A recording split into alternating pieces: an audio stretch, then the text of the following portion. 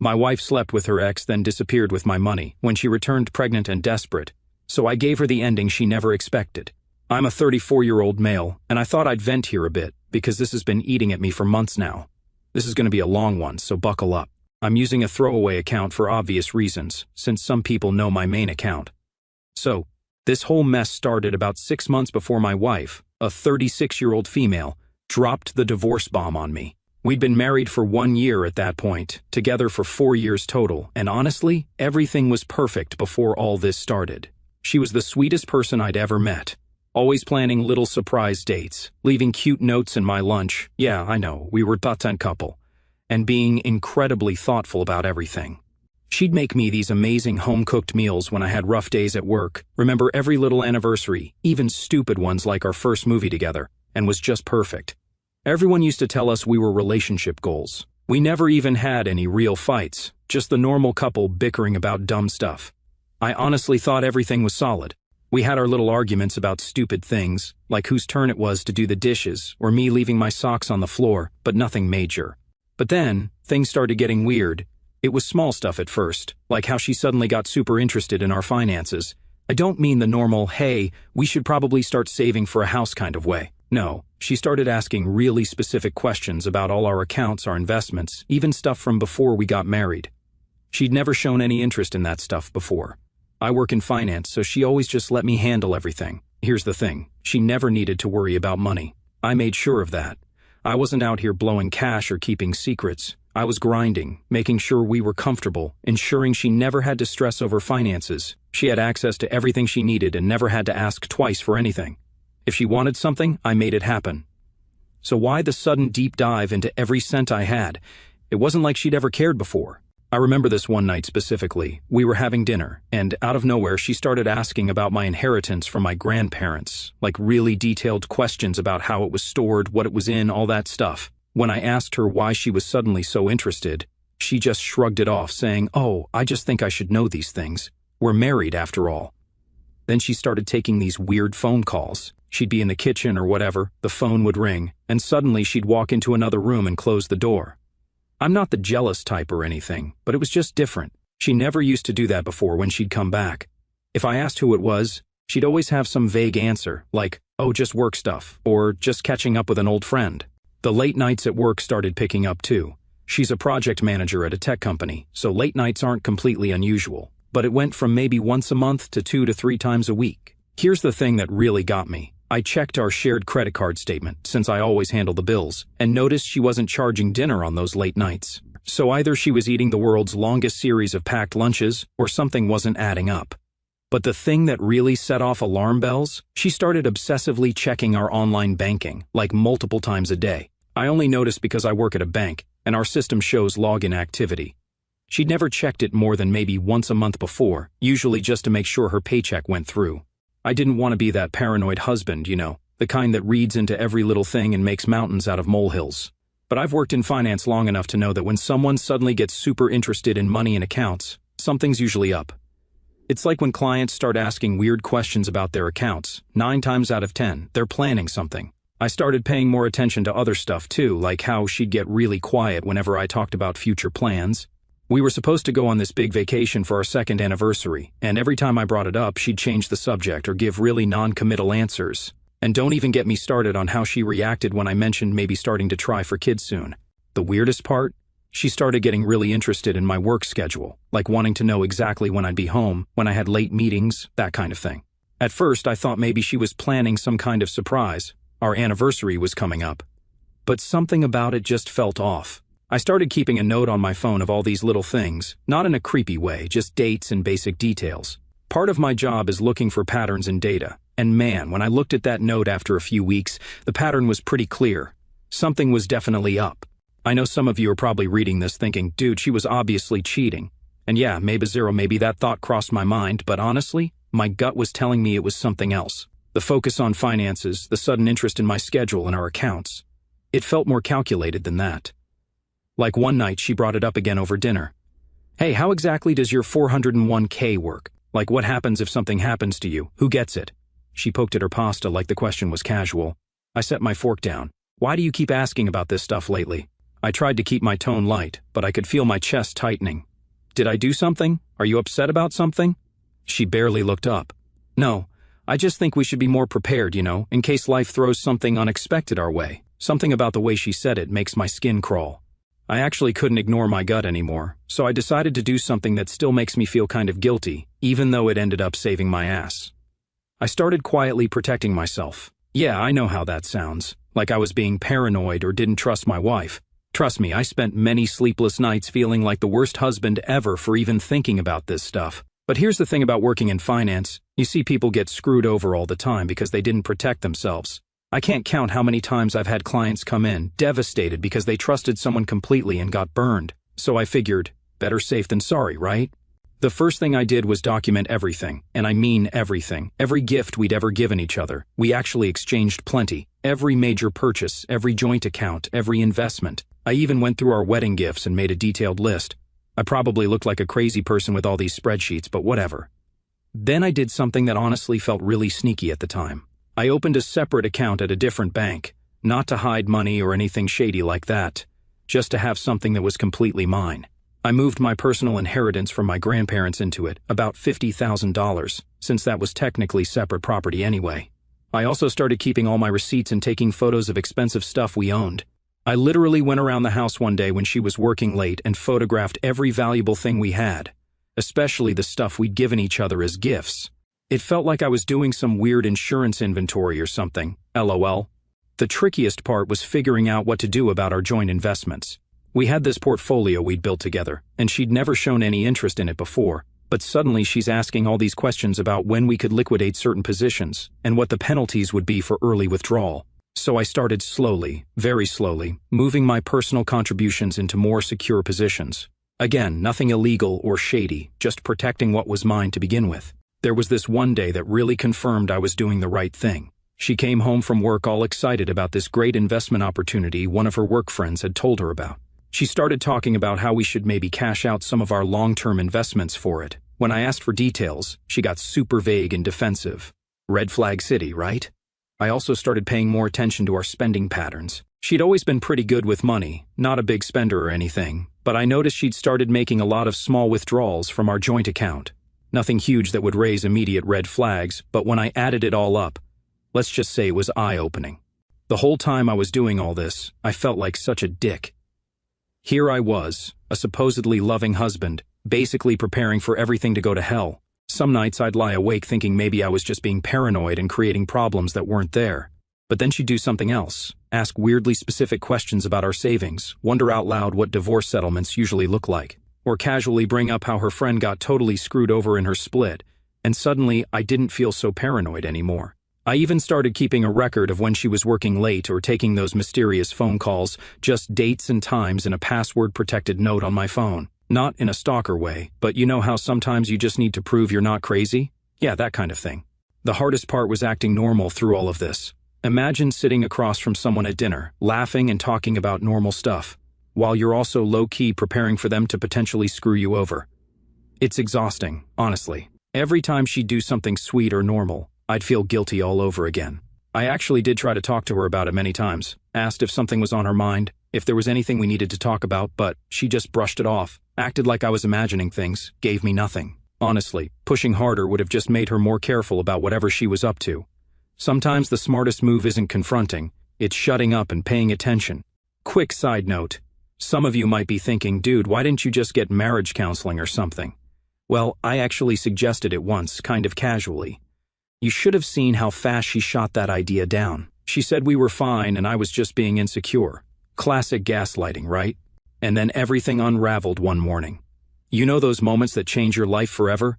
They never happen how you expect. No dramatic thunderstorm, no ominous music playing in the background, just a Tuesday. I was sitting at our kitchen island, having my usual coffee and scrolling through work emails on my phone. She was making toast, and I remember thinking how weird it was that she was up early, since she usually slept in on her work-from-home days, then she just did it. She pulled out this manila envelope from her work bag and slid it across the counter to me, like she was passing me the morning paper or something. I didn't even look at it at first, thought maybe it was just some house paperwork or whatever. But then I saw her face. She had this weird expression I'd never seen before, kind of blank but also satisfied. That's when I knew. "I want a divorce," she said, super calm, like she was telling me we needed more milk from the store. I remember my coffee cup just hanging there halfway to my mouth, probably looking like a complete idiot. The crazy thing is, even though I'd been preparing for something bad to happen, this still felt like getting slapped in the face. I opened the envelope. Yep, divorce papers all filled out, just waiting for my signature. She'd clearly been planning this for a while, had probably already talked to a lawyer and everything. And there I was, still in my pajama pants, trying to process what the hell was happening. You know what's really messed up? My first thought wasn't even about our marriage ending. It was, thank God I moved that inheritance money. How screwed up is that? 4 years together, and in that moment all I could think about was being glad I'd protected my assets. She started giving me this rehearsed speech. I don't know, I'm not in love anymore. People grow apart, you know, it happens. Her voice was flat, rehearsed. She wouldn't look at me. Just last night, she was curled up against me on the couch, laughing at some dumb Netflix show, and now she was sitting here feeding me the most generic breakup speech imaginable. I let her talk, didn't interrupt, didn't react, probably looked stunned. But inside, my brain was running through a mental checklist: separate account, check; documentation of assets, check; photos of valuables, check. It was like my emotions got shoved into a corner while my survival instincts took over. When she finished, she just sat there watching, waiting for some kind of explosion. Instead, I took a slow sip of my now cold coffee, set it down, and said, "Okay." Her expression was priceless, like I'd just thrown a wrench in whatever reaction she was expecting. She blinked, scoffed. "That's it." "Okay," I shrugged. "You're not even going to ask why." I exhaled, looking at her. Was it because I didn't give you what you deserved, or because I wasn't giving enough in this relationship? Her face shifted, surprise, then something else, something unreadable. "No," she said, shaking her head. "It's not that. You were good to me. I don't know. I don't think I want to be in a marriage anymore. I don't want to be committed like this." That was an answer, but not really. Not one that made sense anyway. And it confirmed what I already knew. There was more to this than she was saying. I let the silence stretch between us before finally saying, "I'll have my lawyer look over the papers." For a split second there was panic in her eyes, just a flicker before she masked it. "Oh, you, already have a lawyer?" "Yeah." She forced a smile, tried to act unbothered. "Great. That's great. I mean, no need to make this harder than it has to be, right?" "Yeah, sure. I'm sure that's the real reason she's in such a hurry." Red flag number 478. I felt nothing in the moment, just cold, detached. But that conversation stuck with me, echoing in the back of my mind long after it was over. The rest of that morning was surreal. She went to work in her home office while I sat there at the kitchen counter staring at these papers that were basically saying, "Hey, your life as you know it is over." Then I did what any rational person would do. I called in sick to work and started making phone calls. First to my lawyer, thank God I'd already quietly consulted one. Then to my bank to double-check all my accounts. The weirdest part? We still had dinner together that night. Like, who does that? Sits down to eat chicken stir-fry with someone who literally served them divorce papers that morning? But there we were, eating in this super awkward silence, both pretending this was somehow normal. I went to bed that night in our guest room. My choice needed space to think, lying there, looking at the ceiling, trying to figure out what her endgame was. Because this whole thing, the way she did it, something wasn't adding up. The divorce itself went surprisingly smoothly, probably because I didn't contest anything. I mean, what's the point of fighting to keep someone who clearly doesn't want to stay?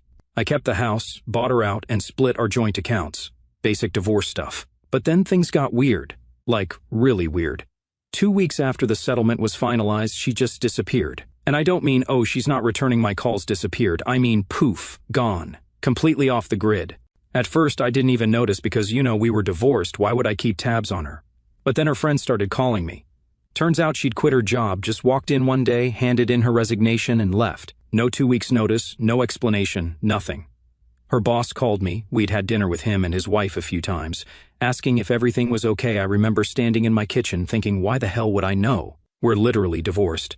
Her best friend, Kate, called me in tears because apparently my ex had blocked her on everything, not just social media, her phone number, email, everything. And it wasn't just Kate. She'd blocked everyone. Her entire friend group, CO workers, even her yoga instructor, who she'd been going to for like 3 years, reached out to me, trying to figure out what was going on. I started doing some digging. Yeah, I know, probably should have just stayed out of it. Her phone was disconnected. Her social media accounts? All deleted, not just deactivated, full-on deleted. She'd even closed her email accounts. It was like she was trying to erase herself from existence. The really messed up part? Her friends were genuinely worried something had happened to her, like they thought maybe she was in trouble or something. They kept calling me, but I told them I had nothing to do with her anymore. Her brother, who I used to be pretty tight with, wouldn't answer any of my calls. Neither would her parents, which was extra weird because her mom and I got along great. She used to call me her bonus son and everything. But now, radio silence. Obviously, they knew something, but they weren't sharing. About a month into her disappearance, I found out she'd also closed all her local bank accounts. Not transferred, closed. The bank manager, small town, everyone knows everyone, mentioned it casually when I was there dealing with some paperwork. Said she'd come in, closed everything out, and left with a cashier's check. Wouldn't tell them where she was going. The weirdest part of all this? I wasn't even that surprised. Shocked, yeah, but not surprised. It's like all those months of weird behavior had been leading up to this grand finale. The questions about our finances, the late-night phone calls, the sudden interest in my schedule. She'd been setting this up for months. Her friends eventually gave up trying to find her. What else could they do? She clearly didn't want to be found. But man, the theories never stopped. Every time I ran into one of them around town, they'd have some new idea about where she went or what she was doing. I tried to move on with my life. I mean, what else could I do? I had a house to maintain, a job to focus on, a life to live. And I simply forgot her, after I thought I had everything figured out. Like around 5 months after the whole vanishing act, I was actually doing pretty good. Started hitting the gym regularly. Yeah, I know, typical divorced guy move. Got a promotion at work, and even started dating again. I'll call her Brittany. She's a pediatric nurse at the local children's hospital and, honestly, the complete opposite of my ex. All sunshine and bubbles and pink scrubs with little unicorns on them. We met when I was grabbing coffee at this little place near my office. She literally bumped into me and spilled her strawberry frappuccino all over both of us. Rom-com level meet cute, right? After apologizing like 50 times and insisting on paying for my dry cleaning, which I refused, she gave me her number. We started texting, and it just clicked. So yeah, life was getting good. Brittany and I were officially dating, I was killing it at work, and I was finally sleeping through the night without waking up stressed. Then, boom, guess who shows up at my door at 9 p.m. on a random Thursday? Yep, the ghost herself, my ex-wife. The timing couldn't have been worse. Brittany was over, we were making cookies and watching some Netflix show about baking. I hear this aggressive knocking, and when I open the door, there's my ex, looking like she'd been through hell and back. First thing out of her mouth, whose car is that in the driveway? Not hello, not even, hey, can we talk? Nope. She's fixated on Brittany's white Volkswagen Beetle, complete with a flower vase, yes, really, parked next to my car. I tell her it's my girlfriend's car, and holy cow, the look on her face. It was like I'd just told her I'd sold our house to a pack of wolves. She goes from looking desperate to straight up furious in about half a second. But here's where it gets really wild. Instead of talking about where she's been for the past 5 months, or why she's suddenly shown up at my door, she starts going off about how fast I moved on. Like, excuse me? You disappeared without a trace after blindsiding me with divorce papers, and you're mad that I'm dating someone? I can hear Brittany in the kitchen, probably wondering what's going on, and the whole situation is just surreal. My ex is standing there in my doorway looking like a mess, ranting about how I clearly never loved her if I could move on so quickly. Then she spots Brittany coming to check on me. Brittany, sweet soul that she is, actually waves and says, "Hi," with her typical cheerful smile. My ex takes one look at her and lets out this laugh. She turns back to me and goes, "Really? This is your type now? Some basic Barbie who bakes cookies?" That's when I got pissed. Look, you can come at me all you want, but Brittany, she's literally the nicest person I've ever met. She volunteers at animal shelters on weekends and cries during Disney movies. Going after her was crossing a line. But before I could say anything more, my ex switched gears completely. Suddenly, she's not interested in Brittany anymore. No, now she wants to talk about money, specifically claiming all the expensive jewelry and stuff she gave me during our marriage. The whiplash from "how dare you move on" to "where's my stuff" was wild. I'm standing there, trying to process this mood swing, while Brittany's quietly retreated back to the kitchen, bless her heart. She later told me she started stress baking a second batch of cookies. I tell my ex I sold most of it after the divorce and donated the rest to charity, which was true. It was part of my whole fresh start thing. Man, if I thought she was mad before, she completely lost it. Started calling me names, saying I had no right to sell her gifts, demanding I give her the money the whole time she's yelling. I'm just standing there thinking how strange life is. 5 months ago, this woman was my wife. We shared a bed, a life, everything. Now she's a stranger screaming on my doorstep while my new girlfriend stress bakes in the kitchen. I ended up closing the door in her face mid-rant. Probably not the most mature response, but hey, She lost the right to yell at me in my own house when she served me divorce papers over breakfast. I went back to the kitchen. Brittany just looked at me, handed me a warm cookie and said, "So, that was interesting." God, I love how she can make even the most awkward situations better. But something told me this wasn't over. The way my ex had looked when she left, she wasn't done, not by a long shot. 3 days after the cookie incident, that's what Brittany calls it now, my phone starts buzzing at like 11 p.m. It's a number I haven't seen in months, my former brother-in-law Mike. Now some backstory, Mike and I used to be really tight, like we'd go to football games together, grab coffee after work, that kind of thing. But when the divorce happened, he blocked me everywhere without even a goodbye. That stung more than I'd like to admit. So seeing his number pop up? Weird. I wish I could say I was mature about it, but the first thing out of my mouth was, "Oh, so you remember how to use a phone." He ignored the sass and jumped straight into this clearly rehearsed speech about how I needed to do the right thing and help his sister out. Kept going on about how she was family for 4 years, how I owed her this one thing, blah blah blah. The whole time I'm thinking, where was this family loyalty when she was serving me divorce papers over breakfast? But then he drops this bomb, "Man, if roles were reversed, she would have helped you out, no questions asked." I actually laughed out loud at that one, like full-on snorted. Because are we talking about the same person? The woman who wouldn't even tell me why she wanted a divorce, who disappeared without a trace, who showed up at my door and insulted my new girlfriend? That's who would have helped me out? I told him exactly what I told her. I sold the stuff, gave some to charity, end of story. He didn't like that answer. Started getting all aggressive, saying stuff like, "You're not the person I thought you were," and "I can't believe I was ever friends with someone like you." That's when I snapped. Told him that maybe he should ask his sister about all the expensive stuff I gave her, including the car she's still driving around in. Asked him if she told him about showing up at my house and insulting my girlfriend. Real curious if she'd mentioned disappearing for 5 months without a word to anyone. He got quiet for a second, and I could tell some of this was news to him, but instead of actually thinking about what I was saying, he doubled down. Started calling me selfish, said I was being petty, told me I was just bitter about the divorce. Here's the thing that really gets me, though. Throughout this whole conversation, he kept dancing around something, like there was clearly more to the story that he wasn't telling me. Every time I pushed back on why she needed the money so badly, he'd get all weird and vague about it. I ended up telling him that if his sister needed money so desperately, maybe she shouldn't have quit her 6-figure job and disappeared for months. That shut him up pretty quick. Then I hit him with a real kicker, told him that his sister wasn't worth staying married to, but at least I thought our friendship had been real. Guess I was wrong about that too. Hung up after that, blocked his number too, because why not? Everyone else in that family had blocked me months ago. Might as well return the favor.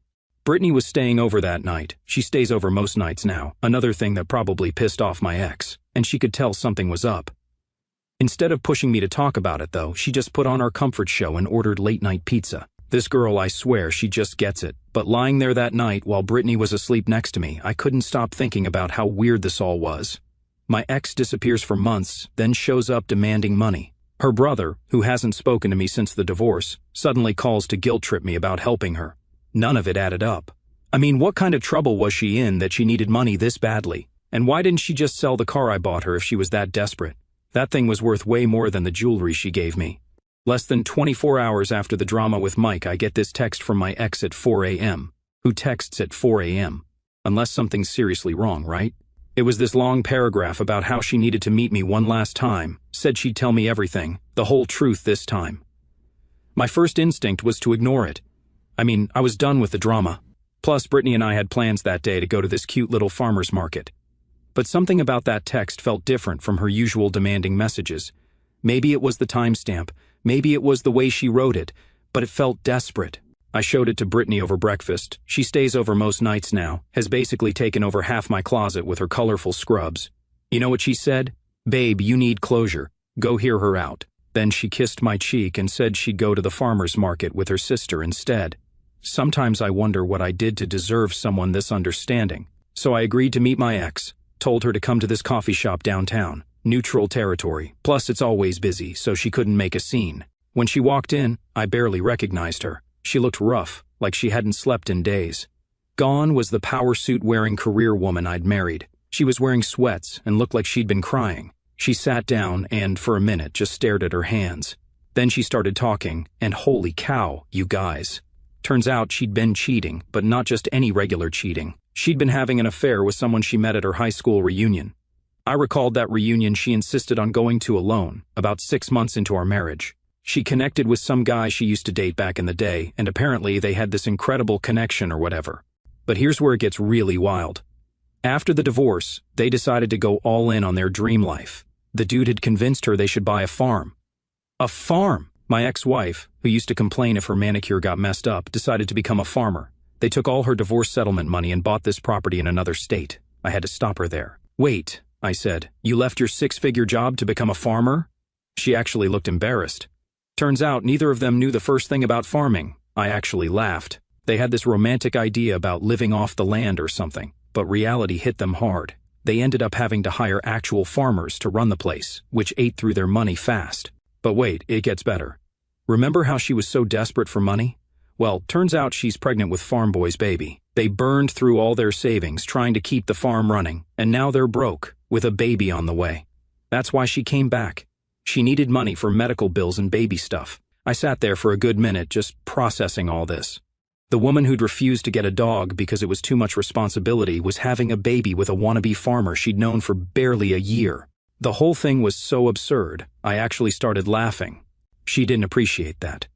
Started crying, saying she knew she'd messed up, that she'd made a huge mistake, said she'd been too embarrassed to tell anyone where she really was, which is why she cut contact with everyone. Her family knew some of it, but not the whole story, especially not about how badly the farm was failing. Then she hit me with it. She actually asked if I'd consider giving her another chance, said she'd realized what a mistake she'd made, that farm boy wasn't who she thought he was, that she missed our life together. I looked at her, sitting there crying in a coffee shop, pregnant with another man's baby, asking me to take her back, and felt nothing. Actually, that's not true. I felt grateful that she'd served me those divorce papers, grateful that she'd shown her true colors, grateful for every red flag that had made me protect myself financially. Most of all, I felt grateful for Brittany, sweet, kind, drama-free Brittany, who was probably at the farmer's market right now, texting me pictures of puppies she saw and buying way too many succulents. I told my ex exactly that. Told her that her poor life choices weren't my problem anymore, that she gave up any right to my help when she cheated, when she lied, when she tried to manipulate me. The look on her face when I mentioned the cheating? Priceless. Guess she didn't think I'd figured that part out. She tried to argue, started saying something about how we'd been together for 4 years, how she still cared about me. I cut her off, told her I had to go. I needed to go buy some succulents for my girlfriend. Walking out of that coffee shop, I felt lighter somehow, like the last piece of a puzzle had finally fallen into place. Everything made sense now, the weird behavior before the divorce, the quick disappearance, the desperate return. But something told me this still wasn't over. My ex isn't the type to just accept defeat and walk away. Called it. She wasn't done. 2 days after our coffee shop chat, she showed up at my house again. This time, Brittany wasn't there. Night shift at the hospital, which was probably for the best considering what went down. My ex was in full meltdown mode, started banging on my door at midnight, yelling about how I owed her, how I was being selfish, how I had no right to judge her life choices. The neighbors probably got quite a show. I opened the door, mostly to stop the banging, and she just barged in, still ranting. That's when I'd had enough. 4 years together, and I'd never raised my voice at her, but this time, I lost it. Told her exactly what I thought about her cheating, about her running off to play farmer with her high school sweetheart, about her showing up here demanding money like she was entitled to it. Reminded her that she was the one who wanted the divorce, she was the one who disappeared, and she was the one who made her bed. Now she could lie in it. She tried to pull the pregnancy card again, started crying about medical bills and baby expenses. I just laughed and told her maybe she should sell that car I bought her. You know, the one she conveniently forgot about when asking for her gifts back. That's when she went nuclear. Started calling me every name in the book, said I was heartless, said she'd make me regret this. I grabbed my phone and told her if she didn't leave immediately, I was calling the cops. She thought I was bluffing. I wasn't. Started dialing right in front of her. You should have seen how fast she changed her tune when she heard the first ring. As she was leaving, more like storming out, she turned around and said something that actually made me laugh. I hope you and Barbie are very happy together. I just smiled and said we are. Slammed the door, blocked her number. Then I texted Brittany, who was on her break, about what happened. Her response? Want me to bring home donuts after my shift? Sugar makes everything better. And you know what? She was right. Not just about the donuts, but about everything being better. Better than it ever was with my ex. Sometimes the best revenge isn't getting even, it's getting happy.